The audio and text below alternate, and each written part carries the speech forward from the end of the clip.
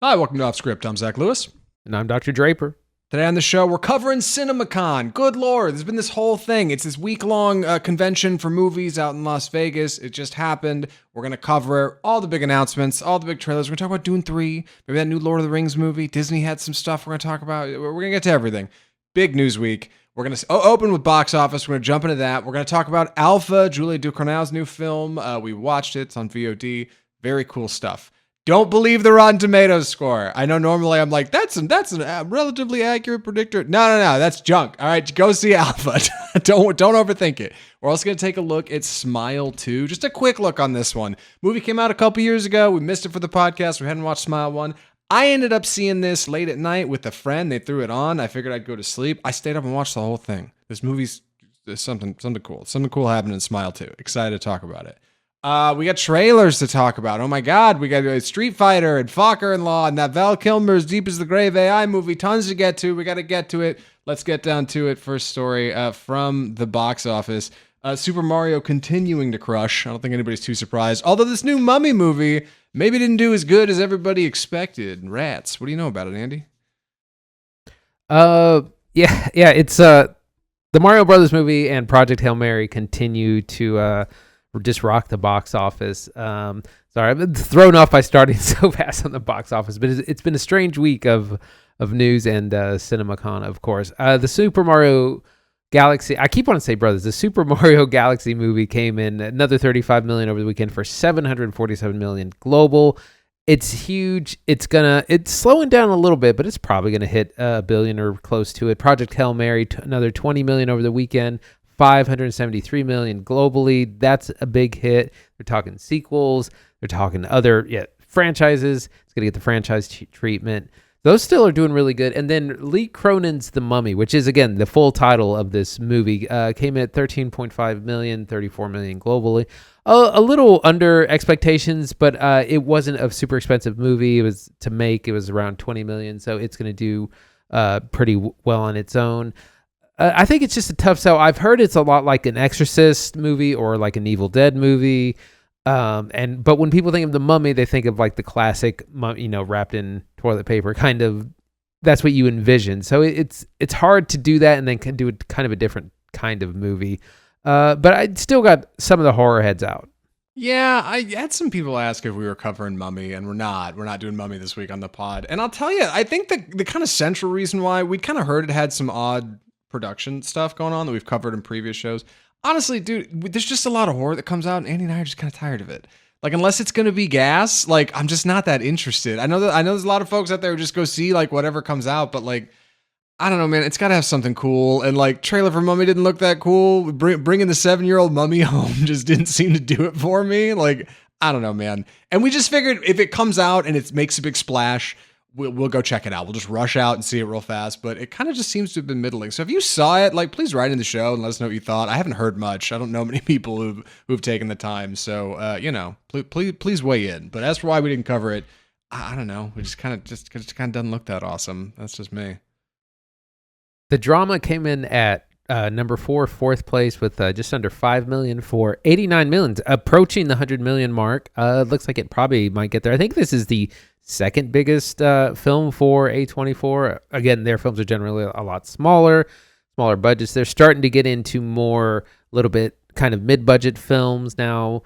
So this is another big win for them. And then rounding out the top 5, You, Me, and Tuscany, the rom-com with Rachel Jean Page and Halle Bailey, came in at just under $4 million. I think that's doing okay business. It's kind of a Sunday afternoon rom-com. Looks fine. Goes down nice with a coffee and a donut kind of movie. I love the way you punch down on casual rom-coms with Sunday afternoon kind of movie. Like, just don't think about it. Turn your brain off. It's fine. I agree. I think it's really funny. Glad you and Tuscany's doing all right. Rock on. Shout out to Mother Mary, which we'd planned to watch this episode, came out in 5 locations nationally. 5. And it's funny because out of those 5, I still had somebody write me on Twitter and they were like, "Hey, you guys do Mother Mary? I just saw it." Like, no. I like, what? How do people manage to see these things? No, we don't have Mother Mary here in town. We're going to cover it next week along with Michael, I think. We'll talk about more about those at the end of the show. Any more news for getting to CinemaCon? We're going to get right into it. All right. It's a blowout from Cinemacon. It's going to be a lot of news. We're going to hit you hard and fast, but good news, we got a clean layout. All right. We got a whole approach this year. It's going to be awesome. So for folks at home who don't know, let me just quickly give a recap before Andy jumps into it. Cinemacon is a little over a week-long event that is essentially for theater distributors, right? AMC and Cinemark and Regal, and then all those little mom and pop theaters that you see around the country. Those are the folks that are hosting and going to Cinemacon. There's some press, but for the most part, it's an opportunity for companies like Disney and Warner Brothers and Universal to show off a bit of what's coming and, meet some people in the room and collaborate and be like, hey, we love that you're selling our popcorn buckets. We should put our posters over here. And hey, this thing's going to come out. People are going to get excited about this. Like, that's primarily what Cinemacon is. Not quite Comic-Con, not quite Cannes. It's its own beast. Yeah, I think that's about everything anybody would need to know. Let's get into it, Andy. What's going on at Cinemacon? So again, it's when all the big studios come and they meet with exhibitors, they make announcements, they show some footage of stuff that's upcoming. Disney, will start with them. They had a lot of the big announcements we saw, or we didn't see. They showed footage of the new Avengers Doomsday trailer. They had Robert Downey Jr. was there. I think Chris Evans as well. And again, we have to read the descriptions of the trailers. But from what we've seen, it's a lot of what they've done before, where they literally recreate Cap taking up Thor's hammer in this new trailer. He's like, "Oh, that thing that you loved, he's doing it again." And they're gonna, I guess, add some. They're gonna re-release Endgame, and they're going to have some new footage in it to kind of bridge the gap. This was, it's Doomsday. It's gonna be huge, but it's also all this legacy stuff and nostalgia. But it's like nostalgia for something that was 7 years ago, like not even a decade ago. Still huge. Still gonna be massive. We also saw footage of the Mandalorian and Grogu, which everyone says just kind of looks like another episode of the show. And also footage from Toy Story 5, which everyone is buzzing about, says it's really good, and that's going to be a huge movie as well. It is so crazy to me that we have a Star Wars movie coming out next month. And not only do most of the people I know that would be interested in it seemingly not aware of it at all, but also there's no buzz, there's no excitement, there's no hype. No one's talking about it around the water cooler or the internet or whatever. People just are not that excited about Mandalorian and Grogu. It feels kind of like homework. And I think Avengers kind of has the same problem. We know it's going to make $1 billion. It's fine. But it's not going to have, I think, the splash that the previous entries had, because they just haven't had this sequential run-up of quality films leading up to it, right? These little hero stories that told a larger tale that led into Infinity War and Endgame. We don't have it. From what we hear, the footage of Doomsday is 20th Century Fox X-Men, hanging out with the Fantastic Four, and it's like, oh God, we saw them already, man. Yeah, Cap catching the hammer. It's like, we've seen that already. They don't have that additional runway to land the plane this time. So it's going to be a bumpy ride, and I'm glad they got some footage out. That was good. We were talking a bit of smack early in the convention. We were like, it seems like Disney's going to not turn out, but they did. Also, they announced this Infinity Vision thing, which I just want to briefly touch on for a second. Infinity Vision is a new quote-unquote theatrical quality format that Disney is bringing to theaters in America, where they're just taking any screen that's longer than 150 feet and has Dolby Atmos 7 or whatever, surround sound quality. It's just a new way to categorize certain theaters like Cinemark XD or, I don't know, D-Box or 4D or ScreenX or IMAX.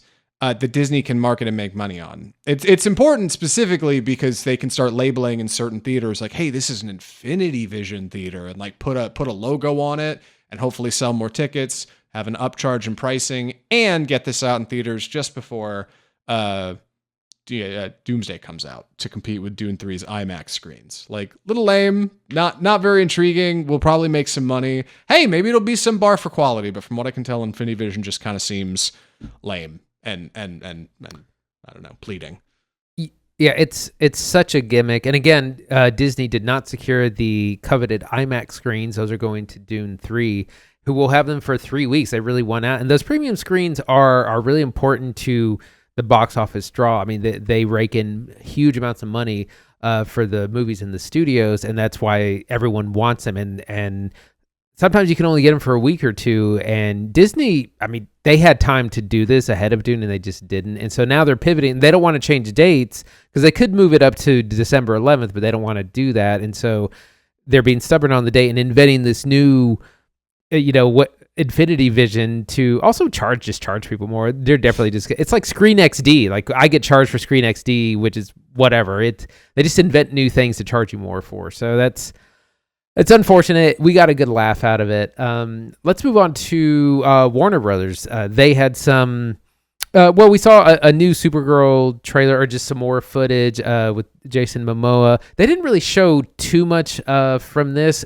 We did hear they showed some more Dune 3 footage, and people were losing their minds. They were saying it's like Saving Private Ryan in space, big space battle. It's just like shoot it into my veins. So really good stuff from there. There was also the announcement of a new kind of indie label called Clockwork, which Sean Baker is going to actually got the first film for. It's kind of a little bit more prestigious independent films, but on the cheap, a little bit like what A24 does. And this is like the $10 to $30 million film, but that you get your auteur to do. So it's going to be interesting to what comes out of that. Yeah, perfect follow-up for Sean Baker's next film, Ti Amo. Anora was his last film, just got a bunch of attention at the Academy Awards in 2024. So yeah, perfect for somebody like him. Like a smaller director, works in very small budgets, has a very clear vision, and auteur, as we like to say in the industry. So win for Sean Baker. Hopefully Clockwork rocks. Whoever ends up getting Warner Brothers, I hope they keep it up and running. You know what I mean? Because if Paramount scoops them, it'd be real easy to shut that down. But we'll see. Warner Brothers continues to impress. And yeah, the Dune 3 footage is awesome, man. 7 minutes of footage. I say it's awesome in the way that, like, it's cool that they showed it. I have not seen it. Neither have you, if you're listening to this. But it's cool that they know that they've got gas. You know what I mean? We know we have something cool. Here's a few minutes of it. Same, like, in fact, we just went and saw, Chris and I went and saw Project Hail Mary again. It came back to IMAX 70mm this weekend. So we went and caught another show with a friend. And in front of that IMAX 70mm show, whenever they run one of these around the country, they run 2 trailers, Dune 3 and Odyssey. And Dune 3 is a quick look, right? It's a trailer proper. Odyssey, though, gets the Dune treatment. It's like a 5-minute scene because they know, Christopher Nolan and Universal know, we have something you want. Like, we are going to dangle this in front of you and it's going to be awesome and we know you're going to like it. So Dune and Odyssey getting equivalent treatment, getting big looks, like, it's an exciting time to go to the movies. We are so back, as the kids say. Yeah, super excited about the Warner Brothers slate. I mean, Dune 3 is going to be huge. Like I said, we've already started to get promotion. Supergirl is going to be it's going to be a little on the small side. That's just kind of how it is. I heard they also showed some footage from Clayface, the DC film that's much smaller. It's like going to be a $40 million film, kind of a horror film. Maybe they showed a little bit of that. It's a lesser known actor who's playing Clayface himself. So that'll be interesting. That comes out in the August, September, the fall kind of area. Yeah, they also gave a look at Digger from Tom Cruise and Alejandro G. Inarritu. Big comedy, right, about an oil baron played by an unrecognizable Tom Cruise, according to folks at the convention, just who ends up tapping into the end of the world and then is made responsible for fixing it. So he has to figure out a way to undo some great catastrophe. I don't know. Haven't seen it. Responses seem okay. I don't know. People are like, yeah, Tom Cruise. We'll see. Like, we'll see if it plays, right? I don't know how Digger's going to perform. A quick look at Lord of the Rings Hunt for Gollum, mainly in their casting. Andy Serkis's new Lord of the Rings movie is coming along, like it or not, live action. And everybody seems to be returning, save for Aragorn, who's originally played by Viggo Mortensen, is now going to be replaced by Jamie Dornan. Probably fine. I don't really like the idea of bringing back the olds, but I know Warner Brothers is big on this. Like, they did this big, like, and Elijah Wood is Frodo Baggins in there. And you're like, God, we got Elijah Wood back again for another Lord of the Rings thing? I've said goodbye to him 7 times. Like, I'm good. Frodo Baggins does not need to appear, but I don't know what the script is. I don't really know what Hunt for Gollum's about. Maybe they're vital. Maybe this is very important. I'm sure Andy Serkis, director of Animal Farm and Venom, is going to pull out a banger, you know? So I like Andy Serkis. I like Andy Serkis on screen. I maybe don't like him behind the camera so much, but maybe it'll be great. I don't know. Universal had some big announcements too, or some big footage. They showed a little bit more footage from the Odyssey. Apparently, the entire the scene of bringing the Trojan horse out from the beach into the gates, which we saw a little bit of on the preview that they showed to us in front of. I can't remember which movie they showed in front of. We saw a little bit of it. Yeah. That's what it was. They showed a little bit more of that. That was really well received. A little bit more footage from Disclosure Day, which is the Steven Spielberg alien sci-fi something. I think people are still a little nervous about that movie because Spielberg and aliens is usually a surefire thing, but it's just movie going is in a different kind of era now, and so we don't really know how well this film will or won't do. Apparently, we haven't seen anything from the third act in any of the trailers, and Spielberg's really trying to keep it under wraps. So that'll be exciting when we find out a little bit more about that. That's supposed to be one of the big summer movies as well. Yeah, that big third act tease is real exciting to us film heads, right? Like, oh boy, there's a whole chunk of Steven Spielberg movie we can highly anticipate. I hope so. I hope that's all accurate. We'll see. We got a quick look at Robert Eggers' Werewolf from Focus Features. I was going to say Werewolf, but I'm sure that's not how it's said. I have no idea how you would say that. Anyway, 13th century England. Aaron Taylor Johnson is back. Lily Rose Depp is back. Willem Dafoe, Ralph Ineson. Half the cast of Nosferatu is just going to walk over and do a werewolf. That's the plan, all right? They're all going to come over. It's going to be great. Seems like it's going to be a good time. We got a trailer for Focker-In-Law, which we're going to talk about in Trailer Park just after our Alpha review, so we'll get back to that in a minute. Yeah, those are the hot announcements from Universal. What's next? Sony. Again, we got to see a little bit more Spider-Man Brand New Day footage. Apparently, they chose not to show a lot of action and have it be more personal, and it was like a softer, quieter scene with our characters, our leads, of course, Zendaya, Jacob Batalon, Tom Holland. But this movie is also going to be, Spider-Man prints money, also going to be huge. But will it be as big as Spider-Man No Way Home without the gimmick of 3 Spider-Men? I don't know. Probably not quite as big, but it's still going to do numbers. Sony's also going to continue on doing their video game adaptations and building kind of a video game cinematic universe. It's a shame because in the early 2000s, there were a lot of talk about video game movies, and they were either really bad or they just didn't happen. Like they were talking about a Halo movie. Max Payne starring Mark Wahlberg or Assassin's Creed starring Michael Fassbender. Like just goofy video game adaptations. It didn't work. Yeah, and in the 2000s, like the Halo movie, that was the big one that was like, oh my God, it's going to happen. And like Neil Blomkamp even made like a short thing and then just didn't. And now would be the perfect time, but that game is like, now it's past its heyday. It's really tragic, but video game adaptations are definitely here to stay. Yeah. We got to look at Resident Evil from Sony. That's namely the biggest video game adaptation they had for Zach Cregger's new film. Apparently real good stuff. Real hot. Show star Austin Abrams in a very messed up situation, informing his girlfriend over the phone they may not ever get to talk to each other again. It's coming out September 18th. Also stars Zach Cherry, Callie Rice, and Paul Walter Hauser. Really looking forward to this. I've heard people say like the hype for this is going to be nuts. People say it's like Mad Max for horror. Like it's just a constant never take your foot off the gas 90 minutes. I'm like, that seems wild. But if our man's trying to escape a haunted house or something and it's just horror after horror all the way through, then okay. Yeah, I guess I could see that. I don't know. Seems like it'll be a good time. A quick look at Insidious Out of the Further, which is the 6th installment in the Insidious franchise. This trailer is out on the internet. It's nothing to write home about. It looks like the 6th installment in a horror franchise. Let me tell you. Like, yeah, just it's fine. Go take a peek. No, I don't think there's anybody real big in it. It's pretty low budget. Like it's pretty back to basics, stripped down. But hey, if you like the Insidious universe, like probably awesome. I know there's like that whole going into the other side thing. We also got a quick look at Aaron Sorkin's follow-up to The Social Network, The Social Reckoning, starring Mikey Madison, Jeremy Allen White, and Jeremy Strong. Jeremy Strong is playing Mark Zuckerberg. Apparently incredible. They're saying he's either going to win an Oscar or he's going to get all the Razzies in the world because Jeremy Strong is an actor who knows how to go for it, all right? Good or bad, my man pours it all in. Like he's doing it, so...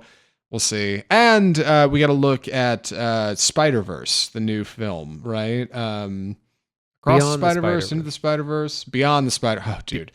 With the Spider-Man movies and the naming, What happened? Sony's got to get a handle on this. Beyond the Spider-Verse. Name the second one. It's like, yes. Yeah. Name the second Tom Holland Spider-Man. Like, it's great. Name them in order. This should be a question on trivia things on television. Anyway, game shows. Anyway, they showed the opening scene from Beyond the Spider-Verse. Apparently incredible. We got both Miles Morales talking to each other. One of the bad Miles Morales, we get a shift to his perspective, which is like weird, but part of it, I don't know. Like, seems like it's going to be cool. I hope it comes out soon. Phil Lord and Chris Miller currently have a film in theaters, Project Hail Mary. I'm sure they're looking forward to getting back on that one. I hope. Yeah, going back to the Social Reckoning, that's what I've heard too. I've heard Jeremy Strong is he's doing like Mark Zuckerberg. Like he is copying the real life person. When Jesse Eisenberg played Zuckerberg, he kind of played a version of him that was fictionalized. That was very neurotic and not like the real life person, but it was, it's part of the character of that story. Jeremy Strong is apparently just trying to mimic and become Mark Zuckerberg in how he walks and how he looks. And apparently it's kind of incredible. And yeah, he's either going to win the Oscar or be shunned and people aren't going to get it. Of course, I think it's some of the first footage of Mikey Madison post-Oscar win in this. So it's exciting to see that as well. Yeah. Who's next? You want to talk about Neon or Paramount? I got Paramount. Top Gun 3 was officially announced. No surprise there.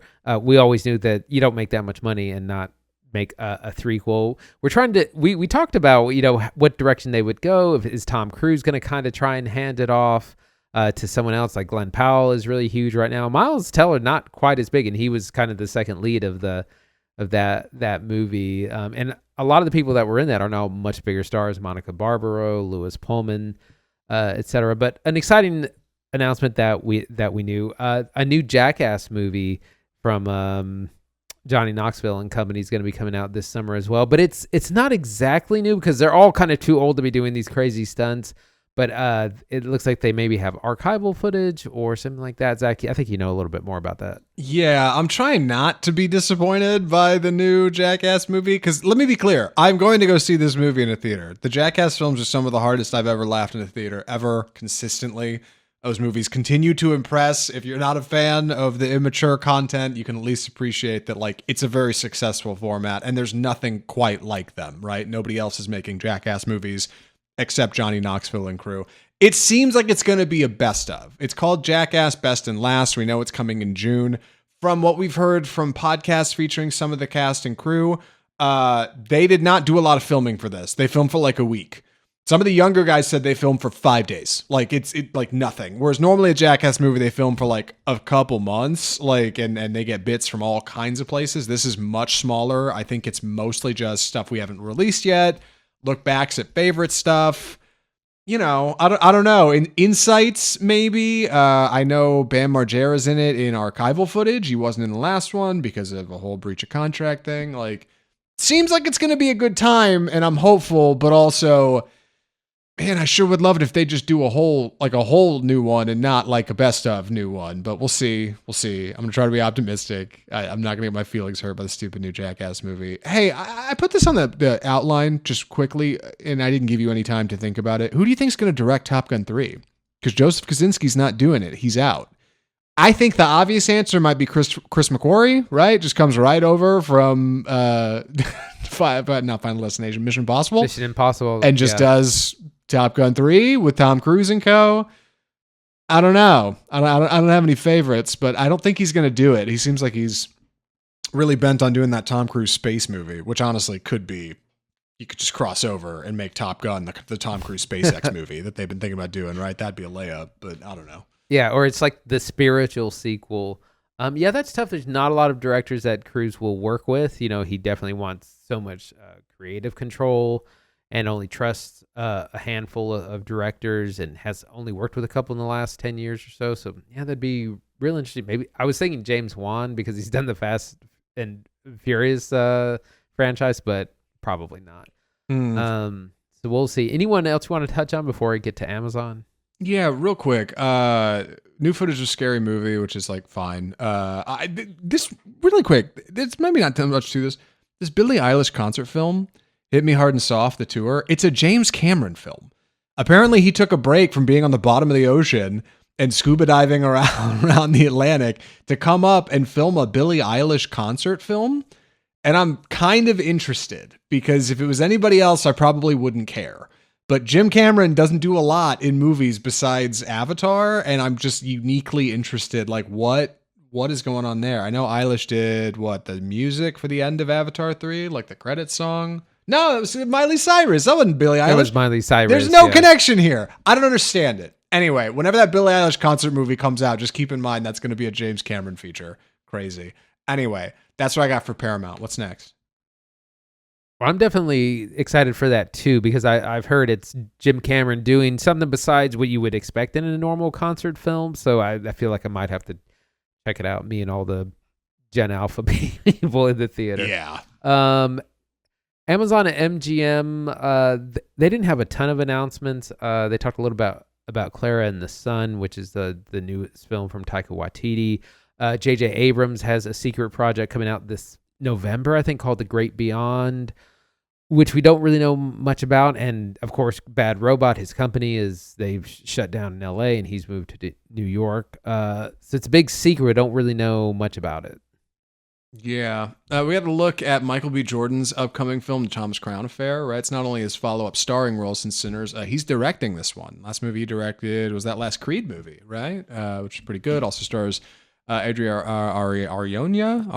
God, I mess this up every time. I just say Arjona. Adria Arjona. That's got to be it. The Arjona brothers. Adria Arjona is going to be in that film alongside. She's going to be in DC's new film, Man of Tomorrow, in an unannounced role. I think.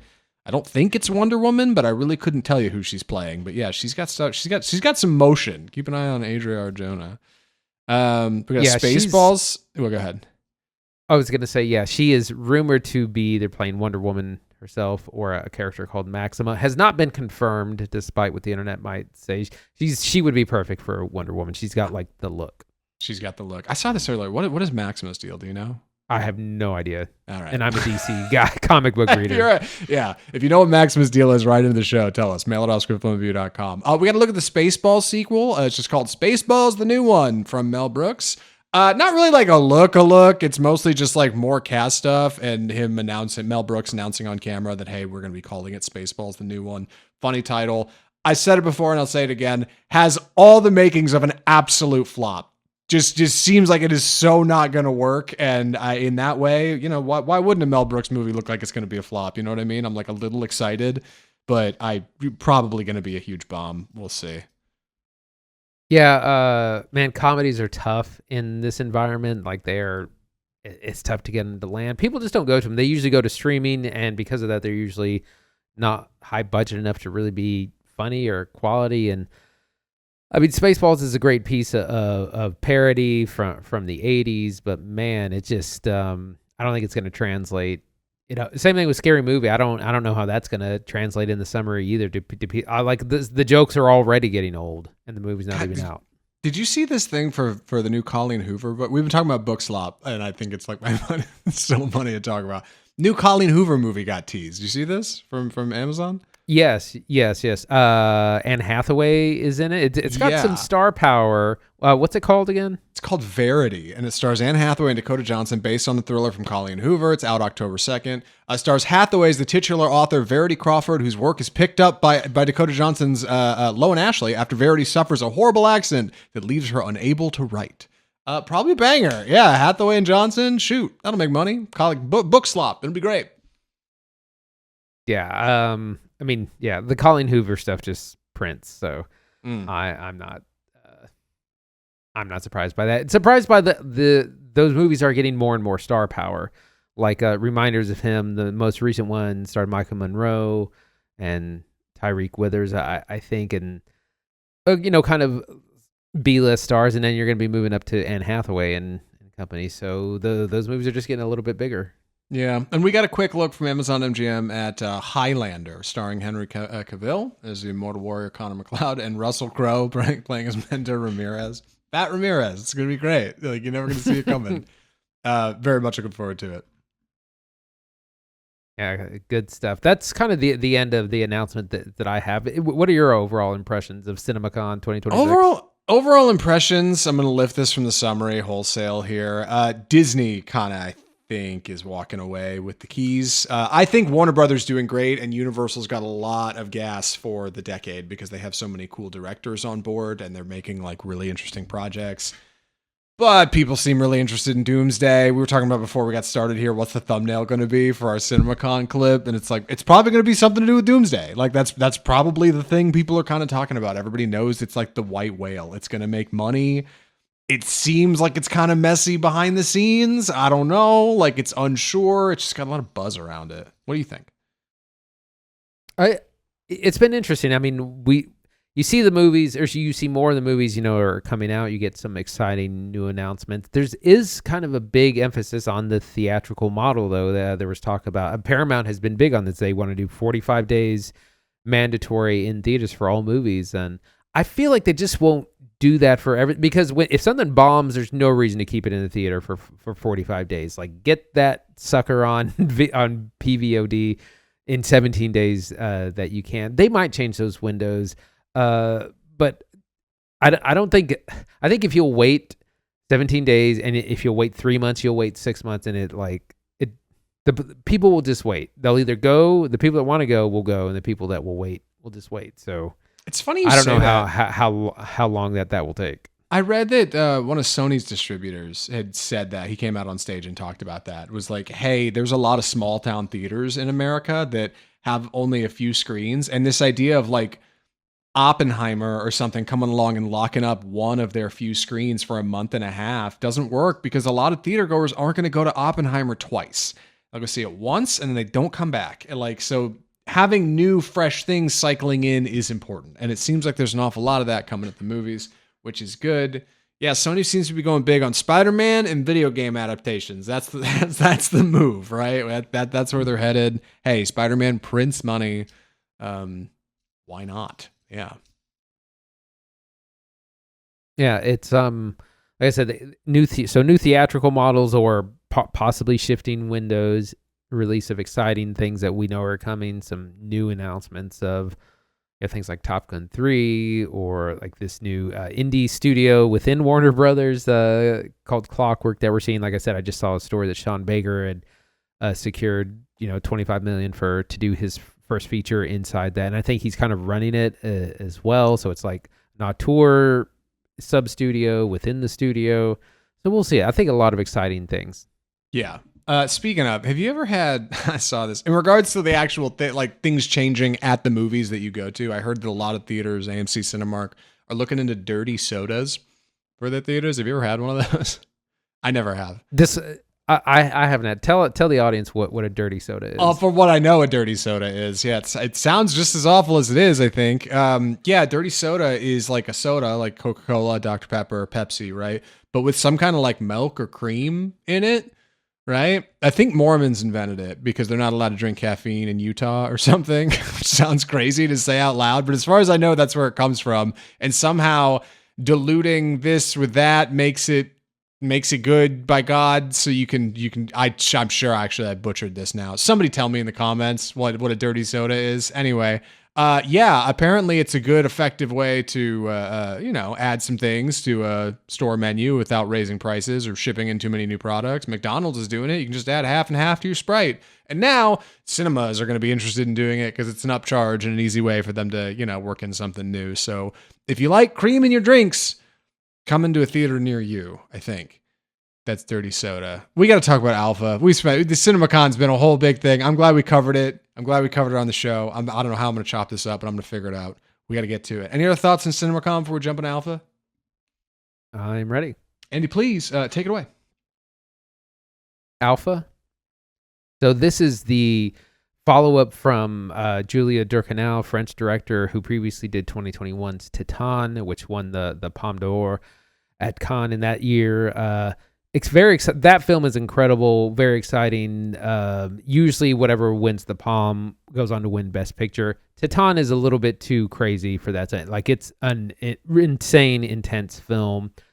too much for the Academy. So we've been very excited for Alpha, her follow-up, which is a little complicated. Alpha is a 13-year-old girl living in France. This is a French film in some sort of kind of post-apocalyptic society. It's a little unclear exactly the when of this, but she's a troubled young girl, teenager. She lives with her single mom who's a doctor.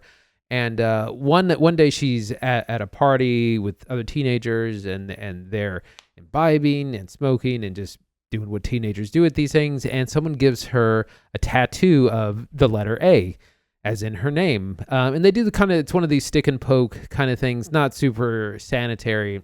And she comes home and her mom totally freaks out. And initially you think, well, it's like, well, my daughter's gotten a tattoo. Like, that's gonna, but it's more than that. She says, don't you know about the disease? And initially when we hear this, we think, of course, HIV, this is a very much a parallel for, but it's actually a completely different disease. Again, this is sometime in the future, and there is this bloodborne pathogen that slowly turns people to stone, is what it kind of seems, and which is depicted in these very kind of incredible way. But it's, I mean, like a lot of epidemics or pandemics, everyone is completely scared to be around her. She's already ostracized at school, and even more now because she has this big like bleeding wound, and she ends up getting blood on other stuff. Like her nose starts to bleed. There's a really terrifying scene where she's in a pool and she hits her head or bumps her nose, and she starts to bleed in the pool, and everyone just freaks out, gets out of it. So this is kind of the situation we're in. Meanwhile, her uncle, who is an addict, not in recovery, kind of in and out of recovery and sobriety, seems to be doing okay. He comes back into their lives, and his mother insists, hey, he's staying here. He's family. He's a patient who needs help. He's not, So this is kind of our setup, and I heard a lot about this film out of Cannes. It was not warmly received. There's a lot going on. I mean, this is just a ton. I'm excited to talk about it. Zach, what do you think? I really like Alpha. I think Alpha's cool. I really like Titan, so it's easy for me to say, this is neat. And I like that the trailer for Alpha is just all tone. If you don't know much about it, this would be the most you've heard about it for sure. Just listen to this. We won't talk any spoilers, but it doesn't really give you exactly what's going on. And Titan kind of does the same thing. It's like, well, just come and see. Buy your ticket, come on in, come see what's going on here. And what you're treated to is a horrifically grisly R-rated feature with some really resounding emotional themes. And Alpha follows in that same framework. We have a young girl, like Andy said, who is suffering what may be or may develop into some sort of affliction. And right as she's kind of potentially contracted what this thing is, as we start to get into testing and start to figure out, oh no, does this 13-year-old have this terrible thing? This uncle kind of blows into town and begins staying there, and we begin to see similarities between her tale and his tale of heroin addiction. We see people who are queer who have developed this virus, and how society ostracizes them and pushes them away and says, hey, you're weird or sick or different. I love that Julia Ducournau's disease here is so visual. It's this thing that turns people to stone like statues. It's almost beautiful in this horrifying sort of way. And in that same way, our character Alpha and her uncle develop a sort of sense of community, of bonded togetherness by being cast out from so many people who they used to love and love them back. It's unique. It's twisted. I can't believe it's got like a 54 on Rotten. I'm like, am I crazy? Like, what are we doing here? Like, this movie's cool, man. I don't know. If you feel like it might be a miss, if you see that, like, don't listen to it. Alpha's really cool. I'm glad we watched it. Yeah, I agree. I like this a lot. It's the kind of thing where I was like, I really want to watch it again because I think there's a lot that I'll catch a second time. It is a challenging film for a number of reasons. Subject matter, or what it parallels to, it's very much a parallel to like the AIDS epidemic of the 80s. In that same way where people are ostracized, everyone's scared, and people are misinformed constantly. But there's this parallel between the physical disease and also addiction. Her uncle, because he's an addict, is ostracized, and Alpha, played by Melissa Boros, also begins to kind of, initially she doesn't think anything. She doesn't think highly of her uncle. He's just an addict. He shouldn't be here, like whatever. And then as she starts to experience that same kind of ostracization from her peers, from her school, from this society, she begins to have a lot more sympathy for his situation. The film is also told in flashbacks. There are moments in the present and also moments in the past, and they're a little difficult to tell apart. And there were several times where I was like, wait, what timeline are we in? And that's, again, part of the reason that I would like to watch it again. And like I said, there's just so much. Some people, the feeling out of Cannes was that it was a little bit too bleak for a lot of people, just a bit of a downer. And it is, but there are a lot of interesting themes that we'll get into a little bit more. Zach, take this off me. Yeah, really challenging lead performances here. Our lead, played by Melissa Boros, is a 13-year-old girl. So 2 pieces of IMDb trivia on this movie I can provide. Number 1, Melissa Boros is 19 years old at the time of filming. She plays 6 years younger. And the reason is because Ducournau didn't want to give this script to a kid. She was like, this is too messed up. Oh, yeah. Oh, my God, and no. like, I thought that watching this movie, there's stuff happening here that I'm like incredibly uncomfortable that I'm looking at a 13-year-old. Like, there are moments of explicit sexuality. There are moments where she's at the doctor's office in her underwear. There's moments where she's kissing a young boy at school and things start to get a little bit hotter than the rest of us would like. And it's like, oh, God, there's the tattoo stuff. There are incredibly deep like themes of death and destruction and family and community and disease. And all of that is really challenging for a kid. So it's comforting in a way to know Melissa Boros is playing younger. Incredible. I never would have guessed. And it's funny watching. I kept thinking, I was like, this is a great direction for a kid actor. Like, Julia Ducournau's really got this tapped in. And then I'm like, oh, no wonder. She got somebody who's a bit older and played them down younger. It's a successful illusion. Works great. She's wonderful. Tahar Rahim, meanwhile, I did not know we have covered a Tahar Rahim film on this podcast. Yes. We have seen a film in the last few years that he was in. Andy, I bet you can tell me what it is. Only because I just looked it up. He is in Madam Web. He's in Madam Web. Yeah. Her web connects them all. He's the bad guy in Madam Web, right? He lost 44 pounds for this movie. He looks like Christian Bale in The Machinist. He looks so sick and awful and bad. But he's also so human. He's this kind of, when we were watching the movie, I said he's like Mary Poppins. Like, as soon as the Banks children need a nanny, she just blows into town on the east wind. Like, as soon as Alpha kind of needs a guide or some kind of support here, this guy just kind of shows up and like just kind of starts being in the movie and living with them, which is fine. The mother is great. Surprise Emma Mackey in this movie, who I thought was going to have more of a starring role. She's really just kind of a nurse with a handful of scenes, but even still, a big performance out of Emma. Big fan. Subdued, simple, and a terrible wig in one scene. Terrible wig. Yeah, so she's got that past present thing that mechanic starts to dip in a little bit and ends up taking you somewhere that Titan didn't even go. But awful wig. Yeah, it's like oh boy, who put poor Emma in that? Yeah, I'll continue on with our performances. Tahar Rahim is probably best known for the Mauritanian film from about 12 years ago. About someone who's kept in prison by the U.S. government for like 14, 15 years. I think actually might still be in prison. So that's kind of what he's best known for. Yeah, he looks terrible because, again, like a junkie or an addict. Yeah, he's supposed to look malnourished, and he's so unbelievably. He's just a bag of bones in this. Alpha's mom, played by Golshifteh Farahani, is also incredible in this film. She's the mother. She's a doctor, and she's the head of the household. Essentially, for all intents and purposes, a family is a huge theme in this movie, and kind of not abandoning them, because everyone's like, well, why didn't she just kick your uncle out, or just kick him to the curb? And she's like, no, he's family. He has a place here. He'll always have a place here.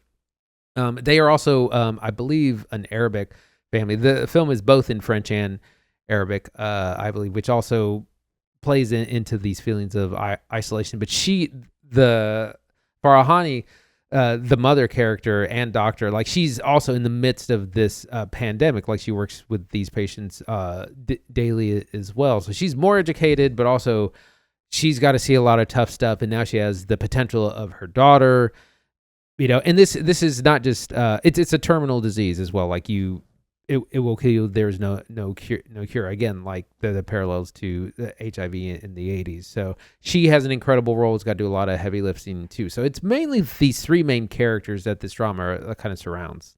I really like that this like slightly post-apocalyptic setting is kind of in a part of this, because it just feels like a bit of a reflection of our current world. It's not quite the world we live in, but maybe not far off. It reminds me like Christopher Nolan's Interstellar, right? The world is drying up and things are going wrong. And I love so much of the way Ducournau just films like cringe stuff that's so uncomfortable. She's using like macro lenses in this to get real close on like a heroin needle in a flame, or like the stick and poke tattoo Alpha's getting at the beginning of the movie. You see the blood coming out under the ink and it's just like, oh God.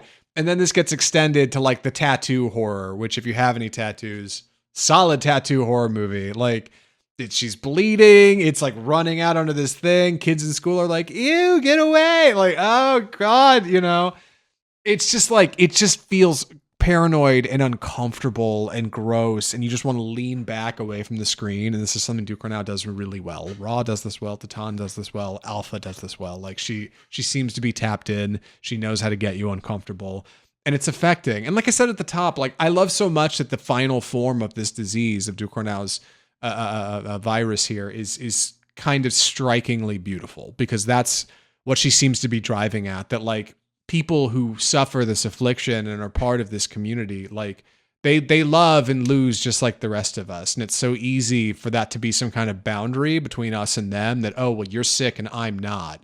Oh, well, you deserve that disease because you lived your life wrong. And if you'd only done it the way I do it, then you'd be fine, like me and my family. Like that stuff just rips people apart. It rips them apart like an earthquake. And at the center of all of that is young Alpha, who is just now learning that there is this part of the world that she didn't understand. And her mom, a woman who works in healthcare, who is so desperate to try to keep her family together, right? And just to keep things going, like as long as she can. Painful, heartbreaking, emotional, powerful, tragic. Alpha is a lot of things. I don't think it's a bad movie. Yeah, it's the same thing. I think it's a lot. I think it, again, who do you recommend this to? Nobody. Oh, dude, no. It's a hard sell. It's a hard sell. I mean, again, if you think from a business perspective, like this is a hard sell in theaters as well. But we love to see a director swinging for the fences. I mean, I was shocked at several moments in the film, like just things I didn't expect to see or didn't know where they were going to go. And that's what I want to see. I want to see what I haven't seen before. I want to see someone talk about things in ways that we haven't done before. And this film accomplishes that. Yeah. Andy, would you recommend Alpha? I would to the utmost cinephile. It is a challenging watch. It's not too long. It's only 2 hours. But incredible performances, very deep thematically, a complicated film, jumps between a past and present perspectives constantly, and perspective of all our characters. Great lead performances by everyone. Love to see what Julia Ducournau does next. Highly recommend. Yeah, Alpha rocks. A powerful, emotional, affecting allegory for the AIDS crisis, for communities torn apart by something none of us truly understand. Alpha's really cool. Go check out Alpha. Alpha rocks. We got to talk about some trailers, some upcoming stuff, some stuff we saw at Cinemacon. I teased a couple of these in this segment earlier. I'm excited to get into it. Andy, what do we call this segment? It's time for the trailer park.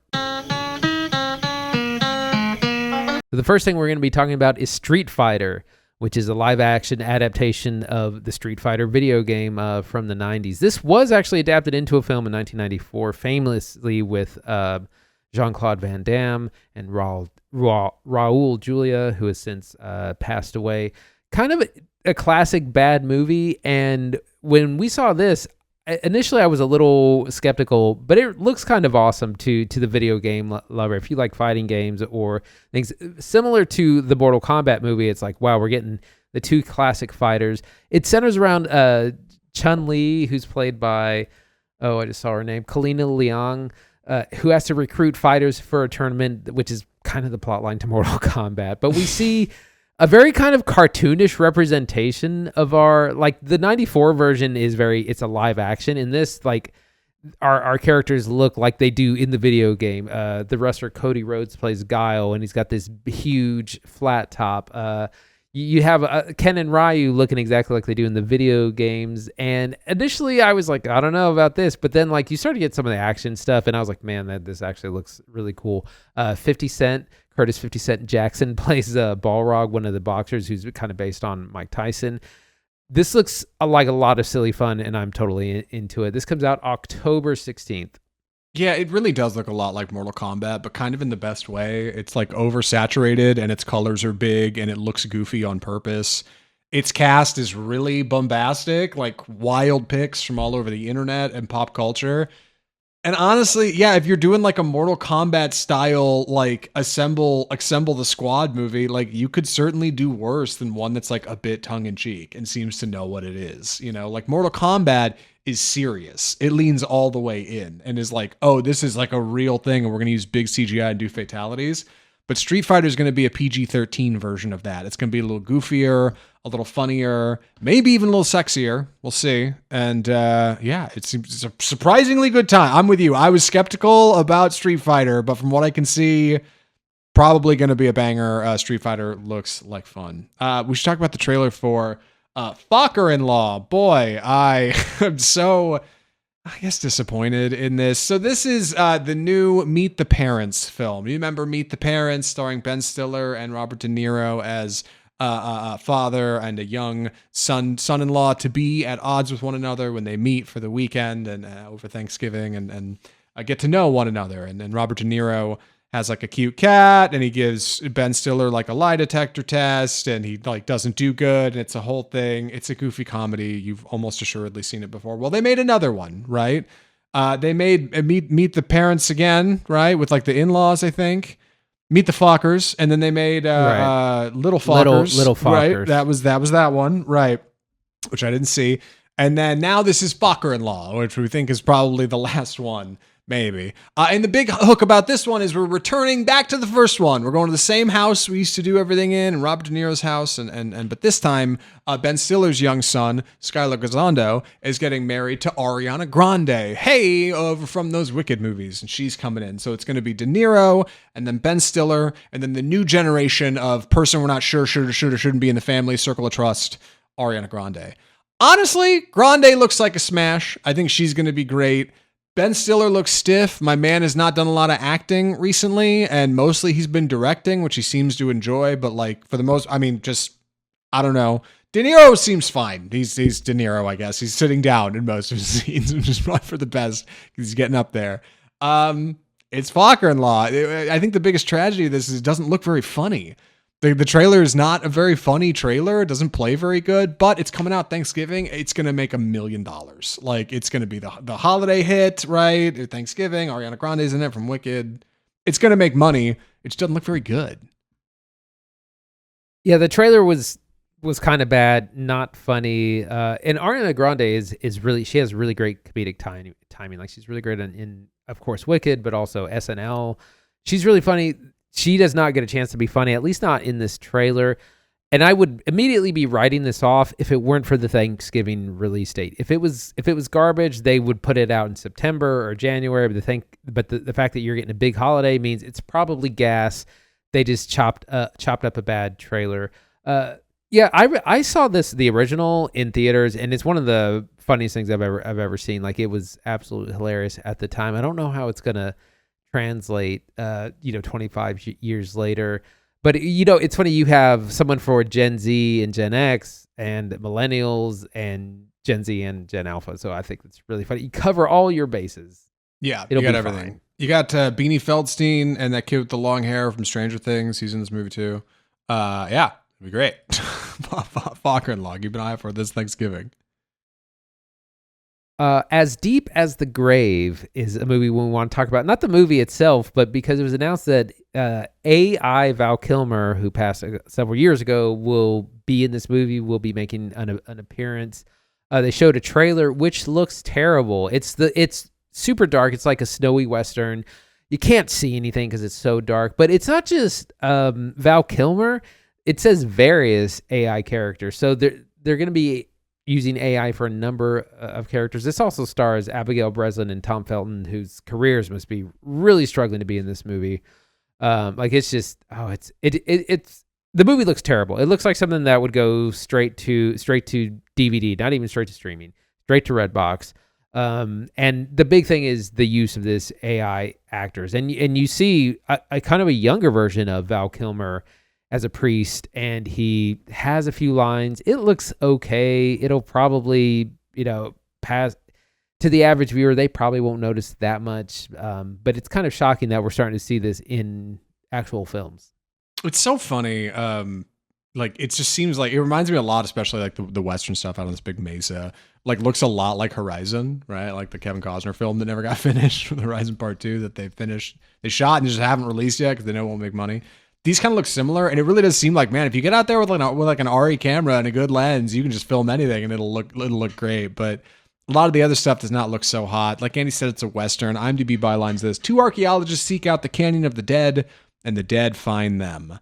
I'm thinking that our Val Kilmer is one of these folks, right? And maybe the shot of young Val Kilmer is like a flashback scene. Maybe I'm projecting. I don't actually know what's happening in this movie. But what I do know is, Val Kilmer's gross. His family said it's a whole thing. He had signed off on to do it. They're looking forward to seeing it. They feel like it would have been. I feel like this is an inevitability in AI, right? Like eventually somebody's going to come along and say, I can speak for my dead family member and I'm good with them being in the movie so that I can get a paycheck. Respect. I'm sure he wanted to be in this. I get it. It's just a little weird for the rest of us. The rest of us sitting back here, the audience don't know what to make of the art. You know what I mean? It's a little uncomfortable, but even still, AI Kilmer looks good. There'll be a YouTube compilation. Somebody will have all his scenes up, right? I'm sure you can watch and judge for yourself. The film's from writer-director Corte Voorhees. Don't know him. I don't think it's a very big production, but that's kind of the big thing. That's the reason I wanted to talk about it here. Is just, hey, the AI Val Kilmer movie is coming, and that's its big claim to fame. What is there a name for movies like this where like the making of them has some story or something about them that's more interesting than the movie? It's like Rust, the movie where Alec Baldwin killed somebody. We got to come up with coin a name. Allegedly, for it, allegedly it was not indirectly responsible for being a part of a death. Yeah, there's got to be something for this. Like The Crow, like Brandon Lee getting that. Anyway, I got to move on. What else we got to talk about? We got to talk about The Dog Stars. Yes, The Dog Stars is the new film starring Jacob Elordi and Margaret Qualley. This one's kind of odd, and if you ever played the game Fallout 5, it looks a lot like that. It's this post-apocalyptic Americana movie where a virus wipes out humanity, and Jacob Elordi is a survivor. He plays a pilot who manages to survive this horrible affliction, but it seems to cost the life of his wife. So he is struggling when he starts to meet a group of survivors, and they start to maybe kind of recover. Then things go wrong. Film also stars Benedict Wong, Margaret Qualley. Like I said, Josh Brolin is in this movie, and what seems to be maybe kind of an anti-hero, antagonist sort of role, but ultimately we got to look at some kind of like zombies or fast-moving, I don't know, something force like running around back here. It's a lot of guns. It's a lot of like Montana and overgrown football fields and like a biplane that's yellow that Jacob Elordi flies around. And really, like, the most important thing here, the thing I'm leaving out that I really need to get to, is that this is a Ridley Scott film. This is what Ridley Scott is doing after Gladiator 2, which is a little strange. He has like 7 films in production, though, so I guess that's not a surprise, but the script doesn't seem all that outstanding. It's the cast, and I think the cast is outstanding because it's a Ridley Scott film. And Elordi and Qualley and Josh Brolin, Guy Pearce is in this movie. I think all of them say, hey, you know what? I'll jump on that. Like, I like working with Ridley Scott. So, yeah, this is Ridley Scott's next film, The Dog Stars, coming out, what is this? August 28th. Yeah, so I guess it's kind of the end of a summer movie, kind of a rough date. You never know with August. You could have an incredible hit or it could be a dumping ground. The trailer shows a little bit too much. This reminds me of things like The Last of Us or A Quiet Place Day 1, actually, that it's that same post-apocalyptic look. If you showed it to someone, they might guess 10 movies because they all kind of have the same look where you're out in the wilderness. 28 Days Later, actually. That too. This looks fine. I'm only interested in this because of who is in it. Of course, Ridley Scott. Jacob Elordi, whose star is constantly rising. He's going to be a star kid, and the great Margaret Qualley, who's in everything this year, these days also. I know. So that looks fine. I'll definitely check it out. Too much quality. One more to talk about before we get to Smile 2. What do you got?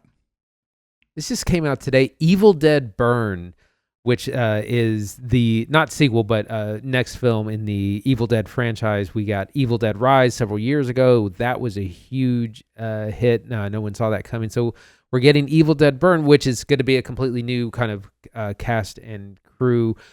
And we knew that the name, we saw the first teaser literally today, this morning. And we don't get any plot, but there is, what we see is a girl in kind of a big hotel-esque house, and there's people being thrown around. You hear kind of these, what I assume are deadites or zombies, kind of throwing people around violently. And she's like trying to crawl through this. It's very like nerve-wracking and pretty scary. She's like dodging glass and flying boards and all this kind of stuff, and eventually it just cuts to Evil Dead Burn. This looks super exciting. These kind of new modern Evil Deads that are very kind of extreme and intense with like their violence and their gore and just the keeping you feeling anxious and nervous the whole time. They just work. And this is coming out July 10th. You got a summer movie date for an Evil Dead movie. It's going to be great. Yeah.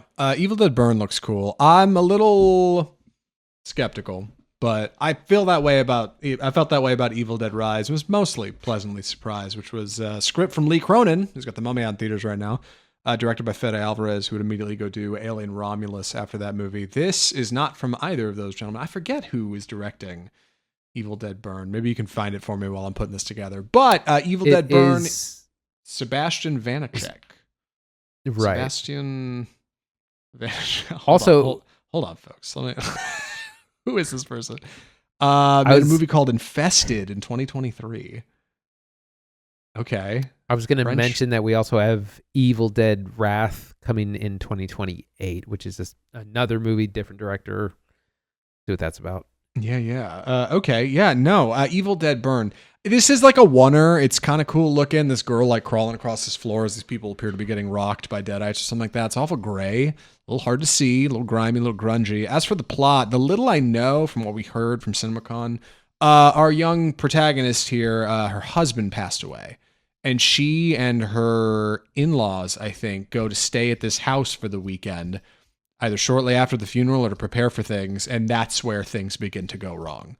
So clever evolution on the like survive the night, teens in the cabin in the woods kind of movie.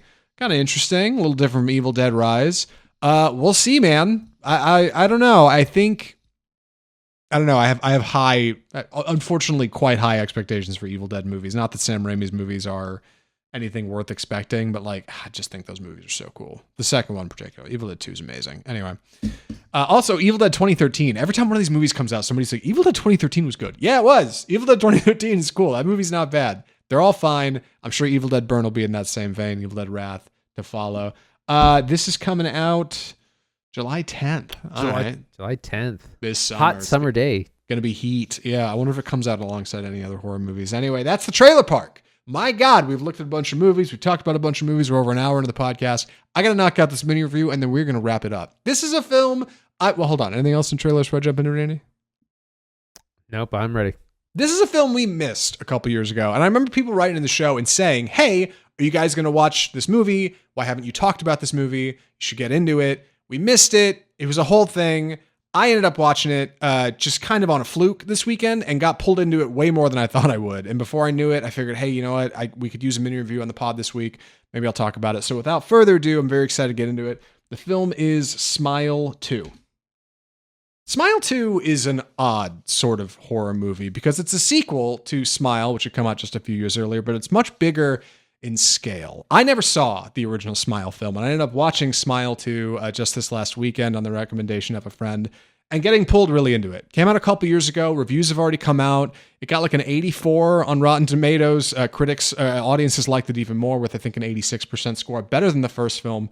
And is from series writer and director, what is his name? Peter something. I'll get it here in just a second. But the point is that Smile 2 is different. Parker Finn is his name, who returned to write and direct this, is also doing Smile 3 shortly after. Smile is kind of a horror film that features a mechanic that seems to be forgettable. It's characters that smile at you menacingly and look straight down the camera, like something out of a Stanley Kubrick film, like that 1-point perspective.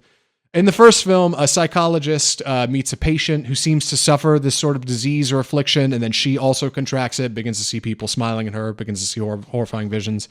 I haven't seen it. It just seemed fine.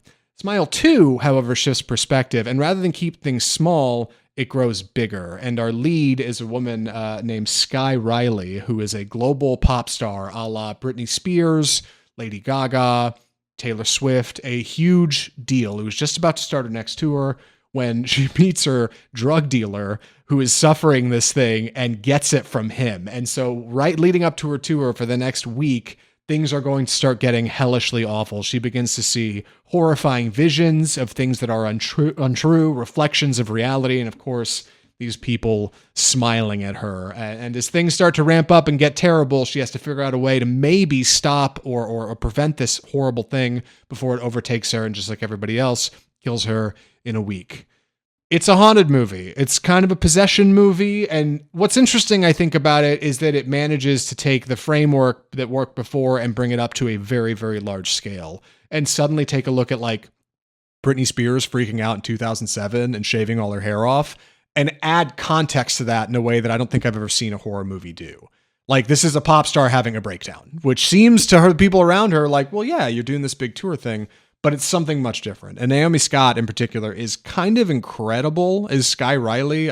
She has one film coming up after this, which I can't believe. It's a movie called Wizards, where she stars opposite global phenomenon Orlando Bloom in what I think is like a rom-com sci-fi fantasy thing, comedy thing. Maybe Wizards will be cool. I don't know. But what I do know is that she is incredible as Skye Riley. Like, she holds down this performance.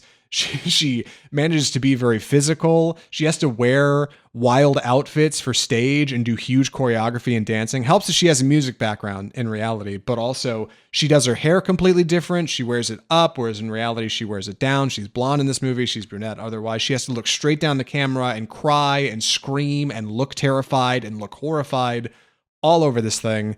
She puts the whole show on her. She puts the whole movie on her back. And I didn't know this. I was trying to place where I'd seen her before. Was stunned to go to IMDb and find out that we have covered an Emma Scott performance on this podcast before. 2019's Aladdin from Disney. She plays Jasmine in a role also unrecognizable. Never would have guessed that was her.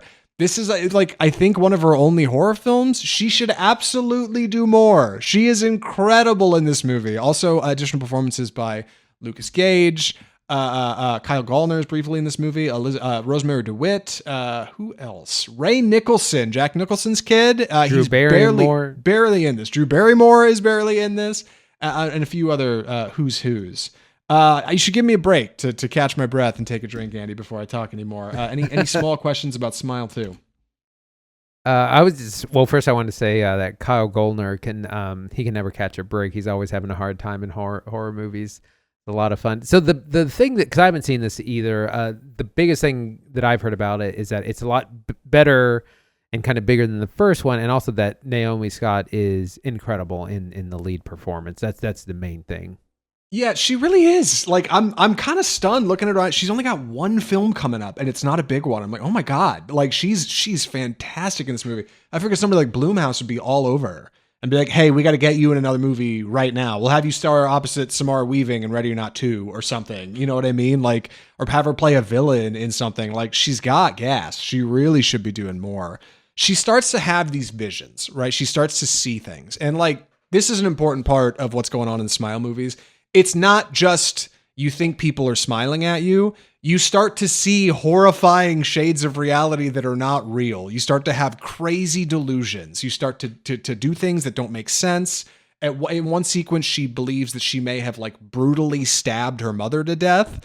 And then it turns out maybe that's not exactly what happened. Maybe that didn't happen at all. She develops semi-relationships with people who aren't there. Like, and then alongside all that crazy stuff happening, you also see people smiling at you menacingly. So that adds a layer to what's going on in these movies. Like, it's not just like, oh, it's not just a countdown. You have 7 days until you die. And it's not just you see people who smile at you weird. There's a lot more going on. And in fact, in particular, she has kind of a checkered past. She's now living a sober life as a recovering pop star. And it digs into that a little bit. Jack Quaid, not Jack Nicholson, Ray Nicholson is a former flame of hers who begins to kind of appear in visions and then maybe more menacing than he appears. And all of this is alongside like really great choreography and really great stage performances, because when she's not being haunted by the horrors of whatever this cosmic demon thing is that gets kind of pulled in more in Act 2 and 3, you learn more about like what this is, that there's a history to it. Think like a little like It Follows, like our leads finding out that there's like something, something following them. Like you also have these huge stage performances of a pop star and her like preparing for tour, and getting her stuff together. So like choreography, singing, dancing, moving, it's impressive. Big costumes, big makeup, big ideas. And then like on top of all that, you shoot in this like horrible streak of bloody horror. Like really makes something oddly shaped, but I just don't think I've seen a lot like it before. It made a ton of money at the box office, $28 million production. I think it ended up clearing like 130 million, 123 million globally. So like did great. Parker Finn has made one other film outside of this, which is the first Smile film. He's making one more movie after this, Smile 3. I don't know. He's probably getting out of the universe after that, but for what it's worth, the guy's got gas. Like he's got good camera placement. He's got great colors. He loves the Kubrick 1-point perspective where the character turns and just looks right down the middle of the lens. He likes putting the horror right in the center of the frame. It's just so you can look, just like smiling, right? You can look right at it. Like you can stare at it as long as you like, and it will stare back at you. Like he seems to love this stuff. That leads to a lot of shots of Naomi Scott looking straight down the lens, being horrified and teary-eyed and scared and screaming. But that also leads to a lot of shots of the evil, this like cosmic sort of entity force thing that seems to be haunting her, where like she'll look over her shoulder and there's somebody just grinning at her from ear to ear, It's creepy. It works. It's not too long. It's like I think it's a 2-hour movie. Doesn't overstay its welcome. Like, despite the 2-year gap between us having not seen it and me talking about it now, I'm pleased to say I don't have much to dispute amongst critics. Like, I think Smile 2 is really solid. I think one of my biggest questions for this would be, what kind of horror is it? Because there's lots of different kinds of horror movies: body horror, psychological horror, slapstick. Kind of where does it fall into? Right. I was trying to land this. It's not haunted object horror, for sure. There's no haunted object. It's more like It Follows feels apt. There's like an entity haunting you or following you. They describe it as possession Curse. At one point. I think, yeah, it's a good curse movie. There you go. It's a curse movie. Yes. Like Smile is a curse movie. Smile 2 is a curse movie, except this time the curse is happening to somebody who is like so much bigger than what you'd normally expect. And it's a really refreshing flip of the script, right? Like, because it's not just a character trying to escape this fate and trying to figure out what to do. It's like them trying to ward off distractions because they got to focus on the tour. Like, this is going to ruin the tour. And I think it's going to ruin the tour, yeah. Yes, this is going to ruin the tour. I might put that on the thumbnail. I was working on it earlier. Yeah, I think that is what makes this work, is the scale. Like it's flipping, it's taking a simple curse movie and planting that curse on somebody who is operating at a global scale, and like how that begins to radically affect them, and the horrifying stuff you can see when you have an entire concert stage worth of effects, right? Like the things you can swing at your young starlet who's screaming and crying. They get a lot bigger when you're working with that kind of scope. Great looking for 28 million too. Great looking movie. Yeah, like I said, I've only heard great things about her performance, heard that it's really scary, especially even more compared to the first one. And yeah, like I said, we're getting a third one at some point. Well, quick recommendation. I think Smile 2 is totally worth your time. Smile 2 rocks. I know we're 2 years late to seeing it, but it's worth saying that critics were right. Audiences were too. This movie's great. Would recommend. Good, like, Halloween movie to throw on when you got a party or something. You know what I mean? Because you can ignore it in the straights when nothing's happening. And then when it gets creepy and people are doing stuff, it's a vibe and you can lock in and pay attention. Good practical effects. Naomi Scott needs more work. She's really good in this movie. I can't believe she doesn't have more going on IMDb. Maybe she's doing stage stuff. Maybe she's focusing on music. But like, girl's real good puts the whole movie on her back and carries it from start to finish. Tremendous. You believe in Skye Riley. You believe in Naomi Scott. You believe in Smile. They're making another one. This movie made $123 million on a $28 million budget. So it's good. There's going to be more Smile movies to come. And meanwhile, that writer-director Parker Finn needs to branch out. This is good. You need to do something different, though. Like, do some other kind of horror. Do one of these Evil Dead movies or something. You know what I mean? Take on something fresh. You're bigger than the series. That's Smile 2. That's Off Script episode 333. You know, I thought about doing some kind of riff on, like, 666, the number of the beast. They're like angel numbers or something, because we got the 3 3s in the episode, but I really didn't have anything. So I figured I'd just wait till the end and say half-heartedly that I had tried, that I had thought, and I should get some kind of gold star for that. What are we watching next week, Andy? So this week we will actually be watching Mother Mary. It literally only came out in 5 theaters last week, and we were like, well, why did you put this for its release date? It is opening wide this weekend. That, of course, stars Anne Hathaway in the David Lowery follow-up to The Green Knight. Really excited about this, and I actually secured a ticket, so it is coming out. And then we're also going to be taking a look at Michael, the Michael Jackson biopic starring Jafar Jackson. In the titular role. Reviews are already out. People are already starting to talk about this. This movie's going to be huge, whether you like it or not. It's going to be big. It's going to make money. It's on track to be a huge hit. So we're going to be checking that out as well. And then summer movie season, baby, after that. Yeah, we're getting to summer movies, and it's going to be a good time. If you're excited about what's coming out this summer, you want to keep up with us here at Off Script, maybe keep an eye on what's worth watching and not watching. Best way to do it, subscribe to the show. Subscribe to Off Script on your favorite platform. Big things going on YouTube. Come hit us with a sub over there. Leave a like, a comment. Open up a video. Let it roll while you take a shower or go to lunch or whatever. Put us on while you're sleeping. You know, that'd be great. That'd help us out a ton. And, thanks for checking out the channel. Off Script on iTunes, Google Play, Spotify, iHeartMedia, all the usual audio outlets. Anywhere you get your podcasts, you can hear the ears version of the show. Take us with you on the go. Facebook, Twitter, TikTok, Instagram, all your social media places. Come hang out with us. Come chat with us. Tell us what you thought of the most recent movie you've seen. If you've seen Alpha, weigh in. If it took us too long to get to Smile or whatever, you're happy to come dunk on me. I like the movie fine. It's Smile rocks. It's a good time. And keep it here from Mother Mary and Michael next week. Michael's going to be a weird one. It's fine. I'm not going to overthink it. Anyway, from all of us at Off Script, the home of Bold Cinema, I'm Zach Lewis. And I'm Dr. Draper. Thanks for watching.